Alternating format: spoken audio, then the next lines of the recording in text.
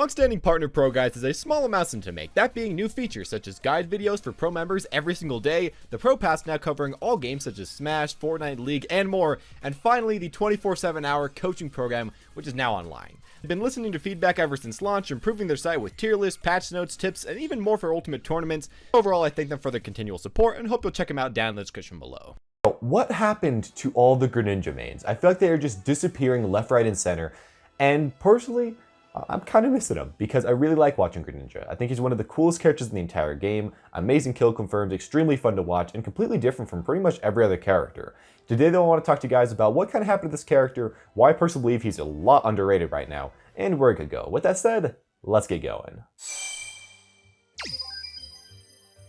So I guess the first thing to talk about when talking about Greninja is the fact that he is a very unique character and he isn't necessarily an easy character. Now, I feel like, of course, with the average player, if you have an easy character, they're just simply going to show up more often because you can pick up the character and you can do well with them straight from the get-go. They feel strong in your hands.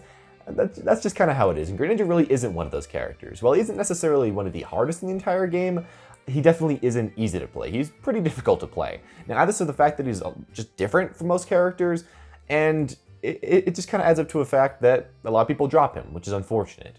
Now, to counteract this, I do want to say that this character has some of the best speed in the entire game, some of the best kill confirms in the game, and his precision is just some of the best out of all the top tiers. But with all those in mind, it can be kind of hard to control him, so you do have to be really smart and really good with the character. Now, I also want to say right here, before I go on to talk about people dropping him, there's the fact that Japan, with all their character specialists and all that, are still playing him and are still doing great with him. They've been doing great with Greninja since day one, and there still is a lot of hope for this character. Sure, a lot of people in the US have been just throwing him aside, I guess, in tournaments, but he's still getting good results in Japan, and he's still getting half-decent results in the US, even though a lot of people just aren't really playing him nearly as much as they used to be playing him. Now, back to that though, I mean, if you pick up Greninja, or if you're even a Greninja main right now, you probably know Greninja ain't free results. But he won't hold you back. He's not somebody that you're going to pick up and play for like 4 months and be like, oh, okay, this character's just making me bad at the game. That's not it at all. If you pick him up, if you put in the time, you will see a lot of results. Lower level players may not want those results to come as slowly as they do, but they will come eventually. And yeah, I feel like that's really fun. Now, of course, yeah, it often makes people switch off of him, but if you put in the time, you put in the effort, you learn this character, you will get so much out of him, and you'll be playing one of those underrated top tiers. Now that I've kind of talked about Greninja in general, I want to talk about some specific things about this character that make so a lot of people kind of have some frustration with him, and also talk about some of the just broken stuff about this character that in my opinion makes him at the very bottom of top tier, or I guess the very top of high tier, depending on what you want to look at like that. Now, the main weaknesses for him is that A, he has no out of shield options, and this does really hurt a lot because in this game, in a lot of cases, while shield isn't quite as good as it was in Smash 4 or in some previous games, it's still pretty good. You still want to shield a lot of moves, you still want to try to use that as one of your best options, go shield in the spot dodge, that's just a thing a lot of people do, and Greninja can't really shield way too much because if he shields, he doesn't really have any great moves out of shield. He doesn't have an up B out of shield that comes out really fast that can punish people. His grab is relatively slow, and while it does combo, so it is a really good reward if you hit it, it is slow, and I think his best move out of shield is probably back air if you're facing the right direction, or up B, which both aren't the best out of shield, obviously, so that puts a big problem for him. Now secondly, he just has no real great forward-facing aerial to quickly punish people. Let's say for example I'm playing Squirtle, I side B onto his shield, or just side B next to him, and just bounce off his shield. Well, he can't really jump and forward air me because his forward is going to take a while. This isn't a huge weakness, but it can hurt in a decent amount of matchups. And thirdly, I guess, his recovery can be exploited quite hard depending on the matchup. Now, some matchups you can't hit his recovery at all. It's just like he can go wherever he wants, and yep, you're probably going to make it back. While other ones like Palutena can kind of be troublesome sometimes. Sometimes they can just catch your up B, and they can kill you, and that can be kind of hard. I wouldn't say that his recovery is bad, but in certain matchups it can be kind of exploitable, especially if they can exploit your side B in addition to your up B. Now, with these negatives in mind, I do want to say they hurt the character. That's pretty dang obvious. But there are ways to play around a good amount of them, and there are benefits that kind of counteract these negatives. Greninja's kind of like a glass cannon character where he has some awful things about him, but he also has some really good things about him. And talking about the good things, the first thing I want to say right here is that he is one of the fastest characters in the game, along with a tiny hitbox when running, which makes it that you can whiff punish like a god as this character, especially with the fact that he has free safe tilts like his forward tilt, down tilt, and dash attack. You have to keep in mind that yes, you can't shield a lot, but if you just run back and forth a ton and whip punish a ton and make sure your opponent just can't hit you, well, guess what? You're getting out that damage, you're still safe, it's just all working out for you. And I feel like that's the main thing you have to remember. shield a lot less, and whiff punish a ton more. Now, in addition to this, I have to mention, yeah, he has some just godlike kill confirms. He has them off dash attack, into his forward air, down tilt into up smash, and other moves, down throw into certain things if your opponent messes up, depending on the DI, and then of course his tech chase setups off of up air, that are, the up air, drag downs, into jab, into forward smash, and all that.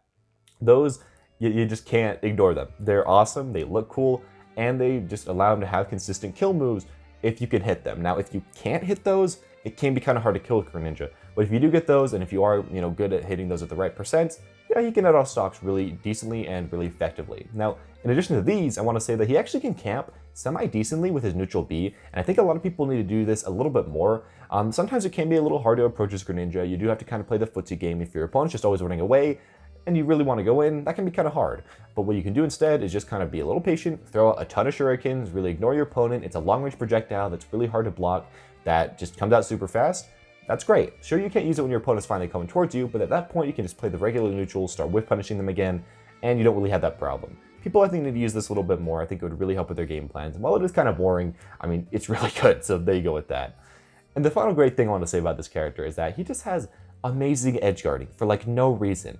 Now, it is kind of hard sometimes to do, and in some matchups I feel like you can't really do way too much, like teleports, that can be kind of hard. But in a lot of cases you can just kind of go down, go super deep because your up B is really good, try to hit a side B, try to counter the recovery, nair, back air, even sometimes just go for like, like an up air drag down, which is really awkward. But there's a lot of stuff you can do, and it makes it as edge guarding in addition to everything else is good. This character has a lot of good stuff, and I honestly say some of the best stuff in the business and what he's good at. But yeah, he does have some weaknesses. Okay, so I guess when I'm talking about this character, now that they know the strengths and the weaknesses, it can be kind of easy to see why some people would potentially want to give him up, because yeah, he does have some stuff he's not great at. In a lot of cases, people just want to feel like they're really great at everything. But if you like what he's good at, and if you have fun with what he's good at, I feel like he can be a really enjoyable character. Now, as well, I want to say, if you're a person that likes movement a lot, you like to run around, jump around, feel like you're really feeling yourself a lot, he can also be one of the best characters for that, because while you definitely cannot shield as him a lot, or you will lose, as I was saying earlier, do not shield with him a ton, he still can whiff punish godlikely, and he still can play well, he still can be useful. It just does require you to play a little differently, and it just requires you to play, I guess, a little bit just more movement based. So if you like to do that, if you like to feel cool, if you like dash dancing, I mean, he feels really, really good in that effort. Now as well, I do have to mention right here again, you do need to get kills off of his kill setups, because while he does have a lot, if you don't hit them at the right percents, and if your opponent gets to like 150, 160 where they don't work anymore, sometimes you just can't really kill unless you just start chucking out smash attacks, you start chucking out fairs, which are kind of hard to hit in neutral, and then you'll just be super hard to kill. It's really weird as Greninja, because if you are great at those kill confirms, he has a super easy time killing. While at the same time, if you're bad at those kill confirms, or you just can't really set them up, or can't get your opponent into situations where they work, he really struggles at killing. So really focus on that if you want to pick up this character, and you'll get a ton of results. In general, I'm going to say though, for me, Greninja's just extremely fun, and also extremely good. Just different. It's really hard to start playing him, really hard to master him, but if you pick him up someday, you will someday get great results as this character, and he just won't hold you back. I feel like for a lot of top players right now, there are some characters that just seem better, there are some characters that are just easier to pick up, there are some characters that will get you better results in faster amounts of time, and yeah, there are characters with less weaknesses than him. But I feel like his profound strengths make so that he has a place in the meta, make so that if you like what he's good at, you should pick him up. If you like what he's good at, you should play him. And that's kind of where I feel like right now with Greninja. I feel like a lot of people are personally believing that his weaknesses are a little bit too weak compared to actually how weak they are.